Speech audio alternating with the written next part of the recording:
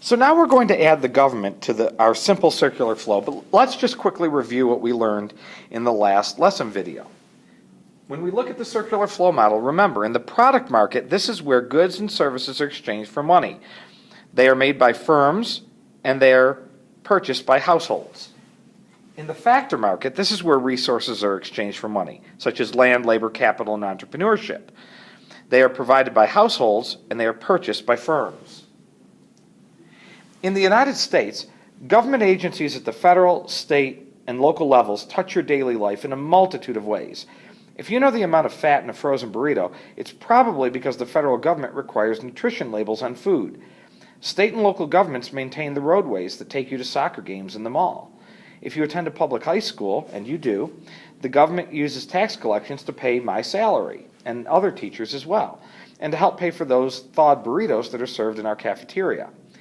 Even while you sleep, your local government here in Douglas County provides police protection for your neighborhood, and the federal government provides military protection for U.S. interests around the world. A government can contribute to a market economy in several ways. First, a government can establish and enforce rules that improve market performance. A broad collection of government rules are designed to encourage exchanges that benefit both buyers and sellers and discourage exchanges that cause harm.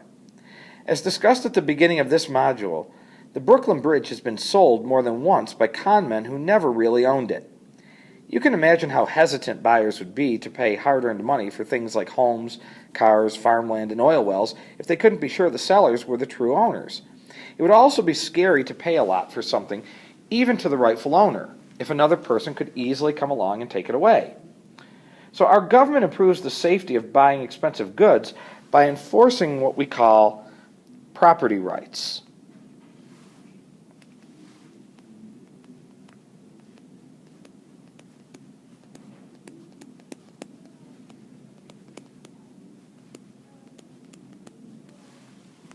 Property rights are legal claims of ownership.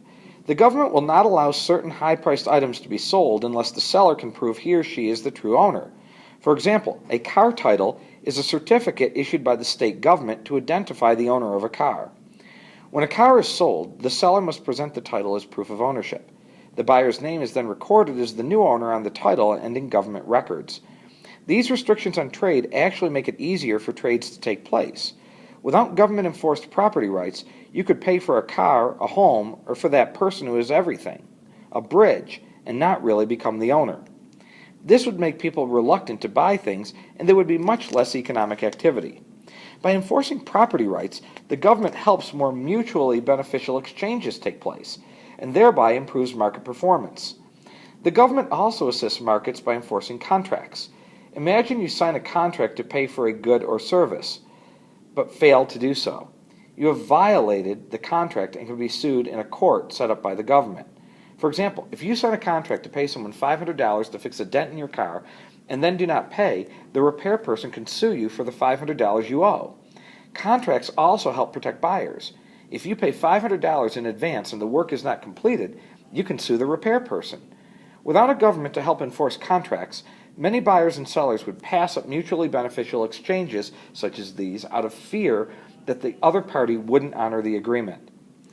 Regulations are rules of conduct passed by the federal government. And let me just write that for you here.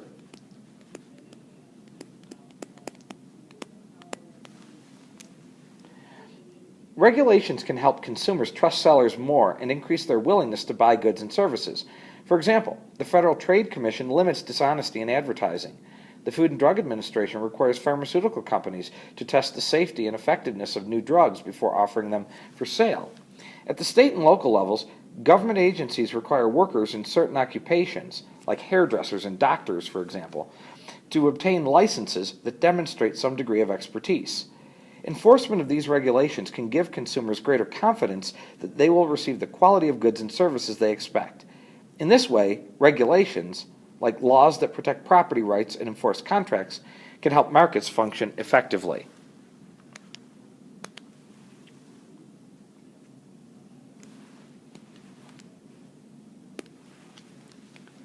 The second thing that government does is that it can provide important goods and services that private individuals tend not to purchase. When you buy things like M&Ms, coffee mugs, and dental care, other people can't share them, at least not at the same time. Some goods and services you might buy, posters, pet lizards, guitar lessons, can be enjoyed by many people at once, but as the owner, you can exclude other people from using them if you want to.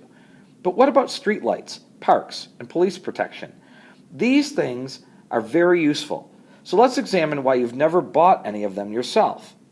A good or service that can be consumed by many people at once and that other people can't be prevented from using is what we call a public good.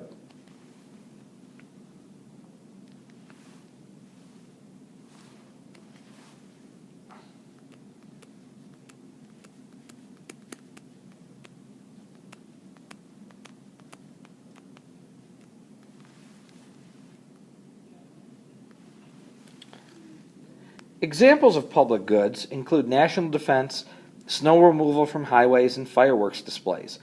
People tend not to buy public goods because they'd rather enjoy the benefits of someone else's purchase, and they can't be prevented from doing so. In order for citizens to enjoy the benefits of public goods in a market economy, the government usually needs to provide them. Take the example of national defense. Private firms make the guns, jets, and battleships that help protect the United States, but no firm tries to sell national defense to private individuals.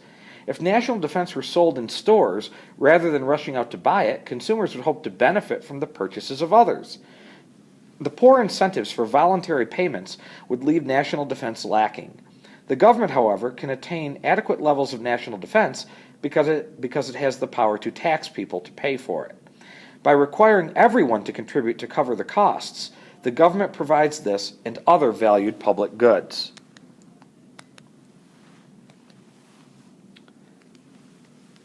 The third thing that government does in an economy is that it can help improve economic security, equity, and sustainability.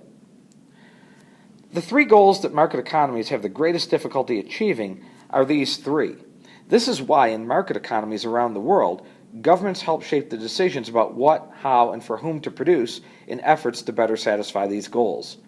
In pursuit of equity, governments fund education. High school and college diplomas give workers access to better jobs, and education for all promotes equality of opportunity. The government of the United States funds public education for everyone through the 12th grade. For those who choose to go on to college, the government operates state and community colleges that are less expensive than private colleges and provides grants and loans to help pay tuition and other college-related expenses. Notice that by funding education, the government influences what the economy produces. By running public schools, the government determines how it is produced. And by deciding who qualifies for free education and who receives financial assistance, the government influences for whom education is produced. So it is answering the three basic economic questions. To advance economic security, most governments provide a social safety net to assist people who have difficulty supporting themselves. In the United States, for example, Medicare and Medicaid pay most medical expenses for people 65 and older, and those with certain disabilities and the poor.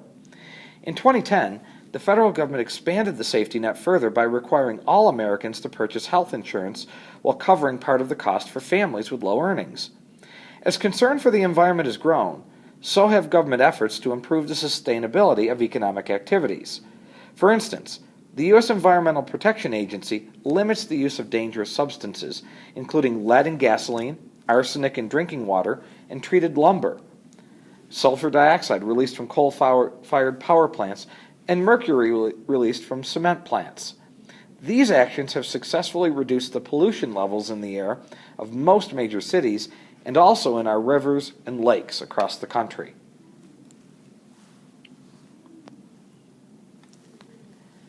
The simple circular flow diagram focused on households and firms and left the government out. But now we've seen how the government fits into the picture. In the process of enforcing rules, providing public goods, and working towards the goals of society, the government takes in money, products, and resources. The circular flow diagram you see here includes the government as a key player. So in the next video, we will explore some details about how government activity reaches into the circular flow.